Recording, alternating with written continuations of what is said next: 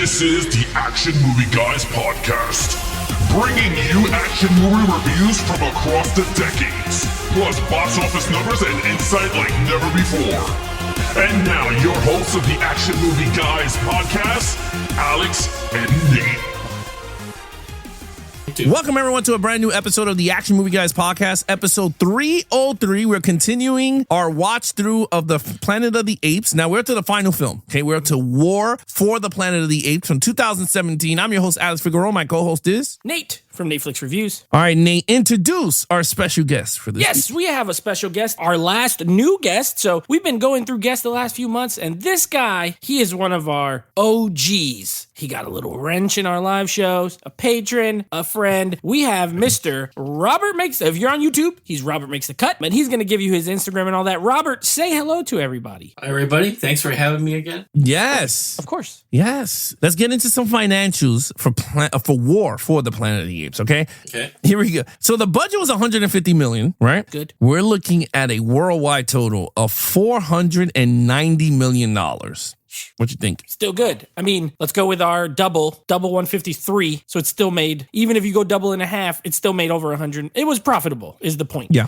Clearly, they're making a new one. So it's not like the franchise was a disappointment. This didn't make as much as the last movie, if I remember correctly, but it still did well. Yeah. Rob? Yeah, I was surprised. I thought it made a little bit more, but yeah. This is, a solid, trilogy, and we'll hope to see, Kingdoms coming out, so hope to see more of it. Yeah, this was, so the Dawn of the Planet of the Apes made $710 million. That's right, yeah. So this was $300 million less. Now, I remember coming out of this theater, a lot of people was disappointed, but we'll talk a little bit about that in the review part on why. Or not that why, but I'll talk a little bit about it when we do a little synopsis. Maybe you were one of them. Maybe Rob was one of them. Maybe I was. Maybe none of us were. We'll see. Well, we'll see on that. But all right, Nate, what did the critics and the audience have to say about this film? So, wrapping it up, I got to compare it to I only compare it to the film that preceded it. So, War for the Planet of the Apes, critically, is sitting at a 94%, which is 3% higher than Dawn, and it is the highest of the franchise as far as critics, 94%. Now, audience score actually went down, but only 4%. This has an 84%. So, previous was an 88, this one's an 84, previous was a 91, this one's a 94. So, critics went up a little bit, audiences went down, but they're still both very high scores. Yeah. What do you think, Rob? Yeah, I agree with that. I felt Dawn, I liked it a little bit more, but the thing is, I think the title is very misleading.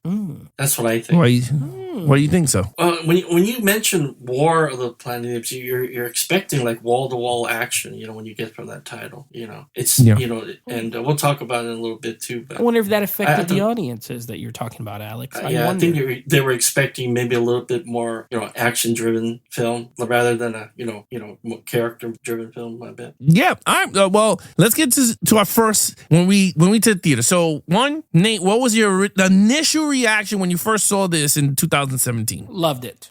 I reviewed this on my old podcast, and I gave it a 10 out of 10. I absolutely loved it when I walked out of the theater. This was actually one of the first movies I saw in Dolby Cinema at the time, 2017. So we had just gotten a Dolby theater here, and I saw this, and I absolutely loved it. And this was my first time watching it since the theater. So I never had a rewatch until today. All right, Rob. Oh yeah, I loved it too. I believe I saw it at a Regal / Edwards, and their RPX, their version of IMAX. I loved it too, the effects and everything. Yeah, when I saw this in 2017, I liked it a lot. I thought it was good, but I remember coming out of my theater and people was bitching. They were like, "Wait a minute, this is called War for the Apes, and they didn't have no more wars, more yapping of the apes." So I was like, "Okay, I can see where the balance of where people were." Because remember, Dawn was mad action packed. I mean, that damn thing should have been War for the Planet of the Apes when you really think about it. But going into this final installment, I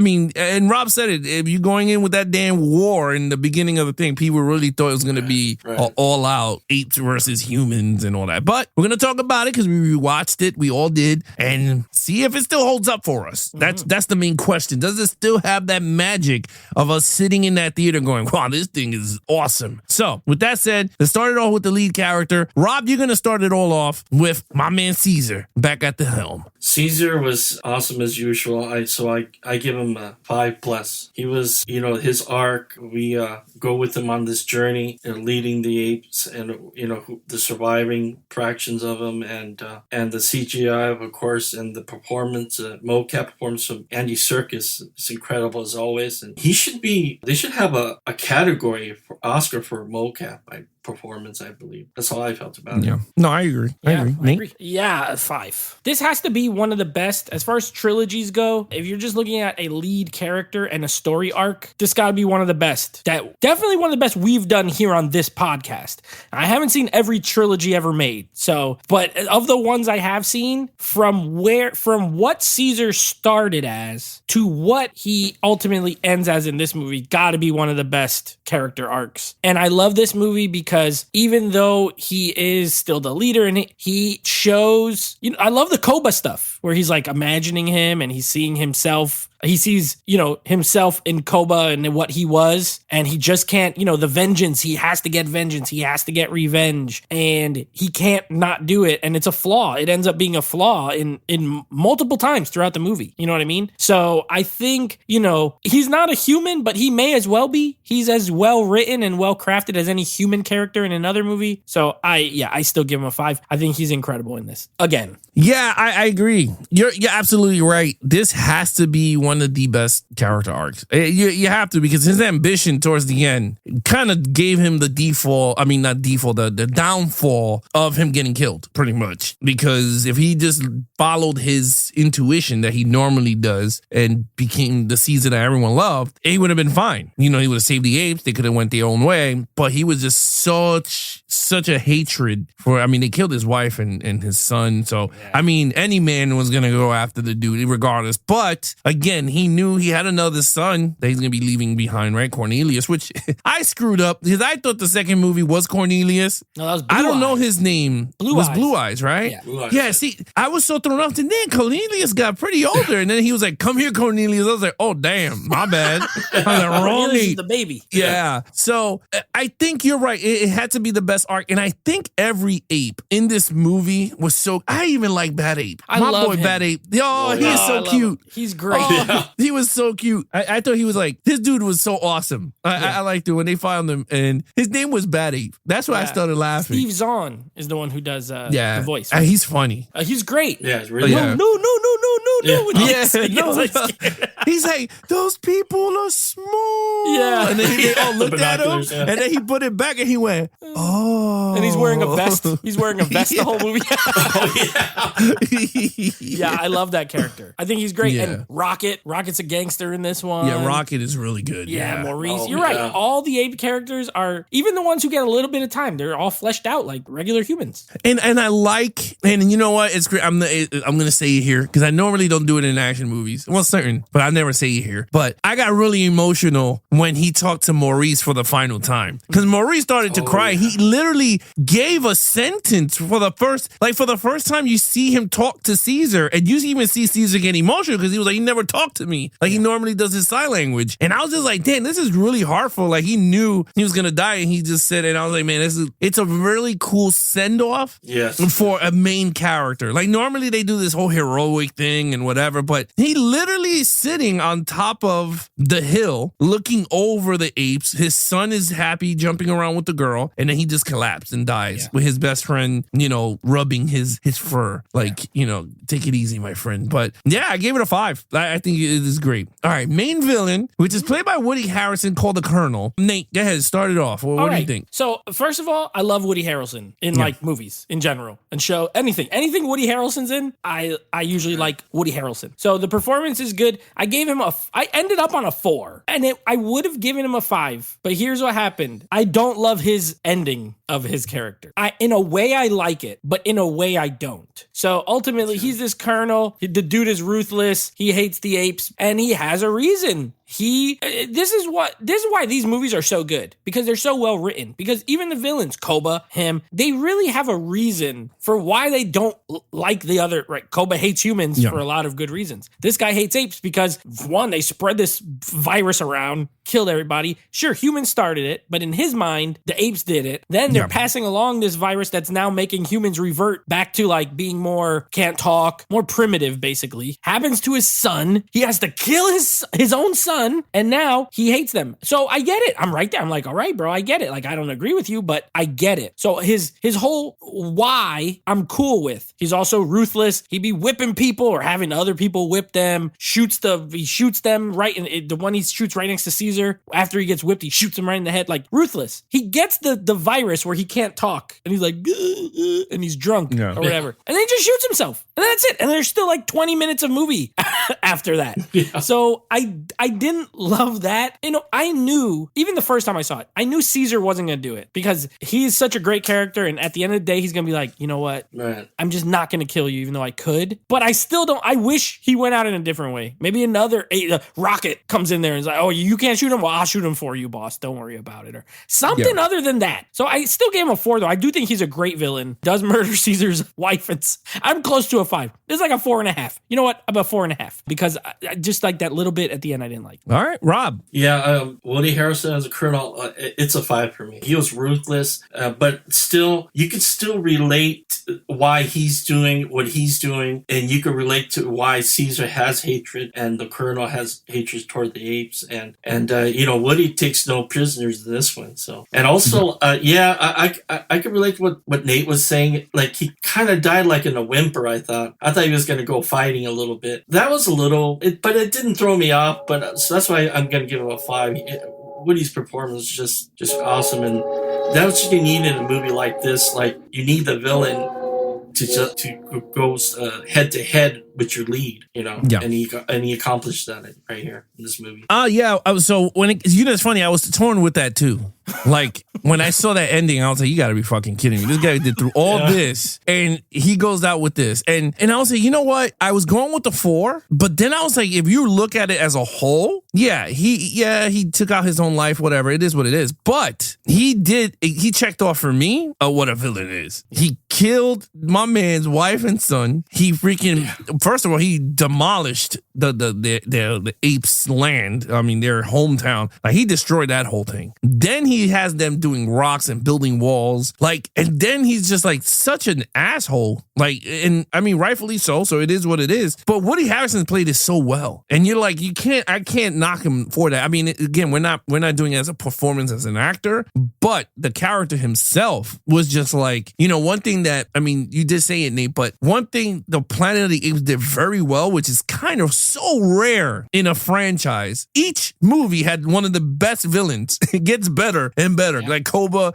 was like one of the most biggest assholes that turned on his own people, and then goes to like Woody Harrelson to end off the entire franchise. So with that, I had to give it a 5. I was like, this is a 5. Now, in terms of him not talking, I was a little torn because I was like, wait a minute. It wasn't the apes that gave it to him. And then when I had to rewind it because I was like, how the freak? And then I noticed the girl had the virus that transmitted. So technically, the virus that are in humans are becoming way more advanced, and it's starting to spread newer viruses. Not the apes. The apes are in the woods. So like, why would that even bother them? So I kind of see it from his way, and I was like, wow. But I liked it though. I thought it was great. I loved it. So, and I loved where the humans got hit with the avalanche. I thought that was so cool. Yeah. Avalanche. I loved it. So I thought that was pretty cool. All right. So that's 5 for me, 5 for Rob, 4.5 for Nate. Yep. So let's go to action scenes, Rob. Well, this movie, like we were saying earlier, like, the title says war, the Planet of the Apes. I'm going to judge it by the quality of the scenes than quantity for me. So I'm going to give it the 5 because especially the finale, I think everything just builds up to the finale. That's what they're trying. We get some sprinkles in the beginning of the film, of the movie, movie, and everything it's kind of like a roller coaster ride. You're gonna save the best for last, and I think that's what they did here. And the finale was just like everything. You got a lot going on. You got like you got rifles going off. You got helicopters, rocket launchers, grenade launchers, and the armies and all that going at it. So I give it a 5. Very well done. Nice, neat. Well, I will defend the movie in one aspect. I think the title still works. This is just, it is still a war film. If you ever see the movie like The Great Escape, that's a war movie too. But mostly it's about being a prisoner. Essentially, they're in like a war prison during the war, right? Like the ones that get captured. But it is wartime. You have these two sides that are warring now. So it definitely follows the tropes of other war films. Okay. Is there constant action? No. I actually love the beginning action scene where they're crumbing through the forest and they shoot the crossbow and then they shoot the rocket launcher into the thing and then the apes come with the smoke things. Like, I think that scene, and even Matt Reeves, again, by the way, we got to talk about his direction. Fantastic. Right. And he has this overhead shot where it's kind of coming slow and you see the soldiers moving up and then it keeps going and it gets to where the apes are. Great camera work. Love it. And then you get nothing for a while. Then you get the green laser scene, which, green lasers always look sick in movies. I don't even care. They're walking around. It is short, but there's a little bit of, I do like the part though where it's dark and then the gun is going off and that you could see the ape killing the dude. That's sick, but it's like 30 seconds long. And then you get the finale. I gave it a 4. I know I'm saying a lot of stuff, but the thing is the movie's 2 hours and 20 minutes and it has less action than the last movie. Now, is it as well executed? Yes. Although I still like I think part 2 has the best action scene in the whole franchise with that apes on the horses and the fire and the tank and all. I think that's the best single action scene. The finale, and I don't know if you'll agree with me, Alex, I'll just go out on a limb here. It felt a little rushed. It felt a little short to me. The army shows up. They're shooting at each other. The apes go across. They start shooting at them. Caesar tries to blow it up. Eventually does. And that's pretty much, and then there's an avalanche. It's not an extended big action scene. So to Rob's point, yes, it is very well executed. But for me, it wasn't enough for the 5 like the last movie, but it's still a 4. I did think it was great. Yeah, all right. So I was so torn with this at the end of the movie. This one was tough to review. This was weird because it was 2 hours and 10, and I thought it had the amount of action that you need to tell this story. Yes. But I was just like, when you put the damn name war, I'm expecting freaking war. And I'm not deducting it because of that, but my thing is that the story, I felt like it needed I agree with you, Nate. I felt like that ending needed to be a little bit stretched out a bit. See, I remember Caesar stretching out that whole him throwing the grenade thing, and that shit went super fast. I was like, oh my God, like the other ape threw the rocket and it all blew up. And I was just like, really? I thought this shit was longer in the theater. But I was just like, hey, look, it is what it is. I enjoyed it for what it was. I agree. The beginning sequences were good. I love the scene that they infiltrate with the waterfall, and then he grabs the rope and then he's trying to talk to all of them. I thought that was pretty cool. Again, to me, the most iconic scene of this film is when him and Woody Harrelson see each other and he sees his kids. They both look at the kids and stuff, and he's like, oh shit, I killed the wrong dude. Mm-hmm. And Caesar's doing the rolls and all this, and then he runs, and I was like, damn, this is crazy. I liked it. I was like, you know what? I was like, this is to me the most iconic scene of the film. Like, this is you say war for the planet of the year, that's the scene that is popping into my head. Like, my man went, oh hell, I'm gonna beat your ass. And that's when the hatred happened. The ending did feel kind of rushed. It kind of lame that he didn't get to kill him, but I think he would have killed him. My personal belief is he would have killed him. Like, if he talked, the monkey flu. Yeah, if he didn't have the monkey flu, because he would have said something sarcastic for Caesar to shoot him. Yeah. Like, straight up shoot him right in the face. And he would have did it for his son. Like, he would have said something about it, the colonel's son. Like, you know what? Like, you even shot your own son. Like, you're an ass. But let's get to Matt Reeves for a second here. Okay. When I saw the monkey shoot in the dark, I was like, my man was inspired to do Batman. Because that scene when Batman going in the hallway and he's just holding the machine guns and everything's going off, and I was like, oh my God. It's a precursor to Batman. Yeah, I think that's his like signature like Matt Reeves thing. Like, in the dark, the guns muzzles are flashing off. But he might be up there with my man Zack Snyder as my favorite directors, because he is such a great world creator. He knows how to guide his his actors, like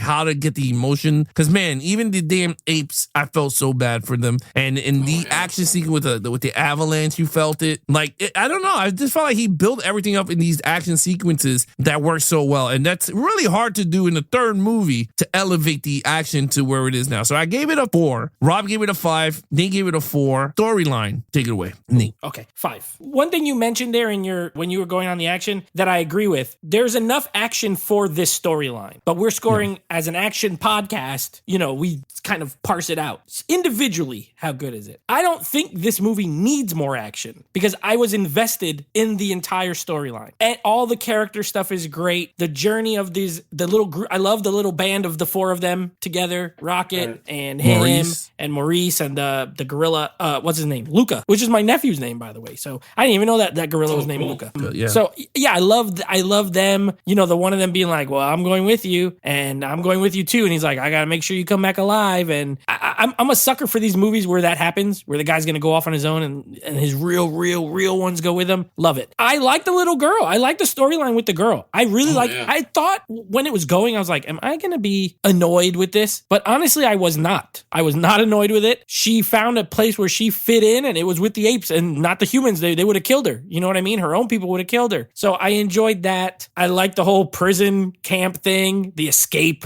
I love a good escape. We just did Heist Month. Another kind of movie I like is something like this, like Escape Plan. Escape Plan, like where people are stuck somewhere and they got to figure a way out. Shawshank Redemption, stuff like that. I love an escape film. So I just think this had all the elements story-wise. And yeah, I think it was just the dialogue is good. They have a lot of, even the sign, like everything they say is good. Performance is great. Storyline, I gave it a 5. I have no problems with it. All right, Rob. Yeah, I give it a 5 as well. The story just involves you and you care about everybody and it basically, this is like the Great Escape with apes. That's what that's what it is. Yeah, maybe that's what it should have been called, or the Great Escape with a capital A. Oh my God, it's so corny.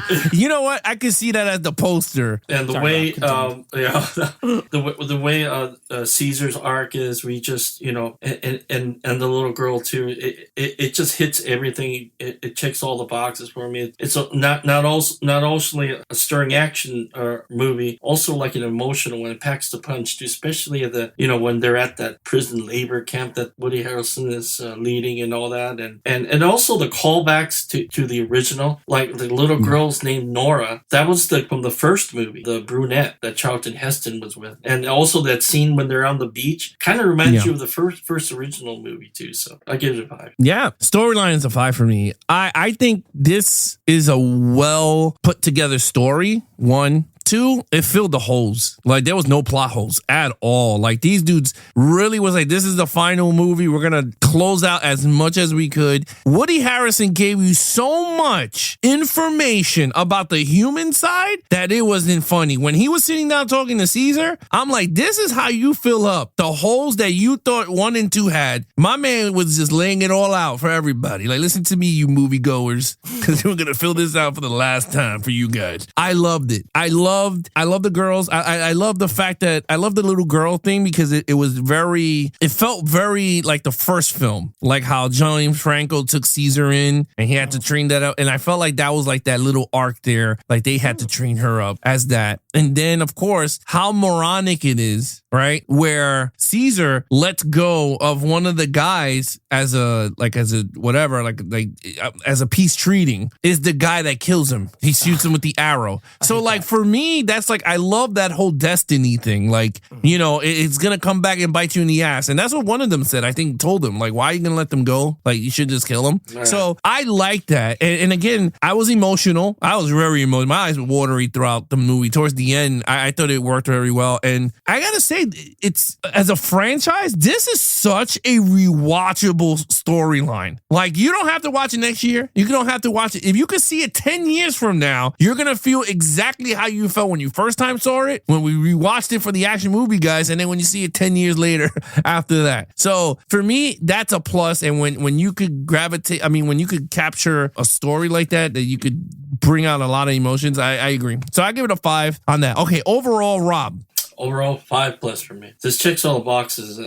You can't take your eyes off the CGI, and I kind of compare it to Avatar, but this is so relatable. Like, you really care about you see part of us in these apes, and Avatar is also flawless too in the CGI, but here's something when you have this story arc with Caesar, what happens to his son, his wife, and going against Woody Harrelson's crew and all that. It just brings it home, and it's really rewatchable and relatable as well. So a 5. All right, Nate. Yeah, I wanted to mention one point that I forgot to mention that bugged me with the Caesar, because you brought it up. So I think, and this probably would have, this might have upped my villain score to a 5 because Woody Harrelson would have went out differently. I would have preferred, and this is one of the reasons, I would have preferred Caesar to shoot him, and then because he did, he ends up getting shot with the arrow type of thing. You know what I mean? The fact that he showed him mercy and then still goes out that way, I get it, but I don't love it as much. Whereas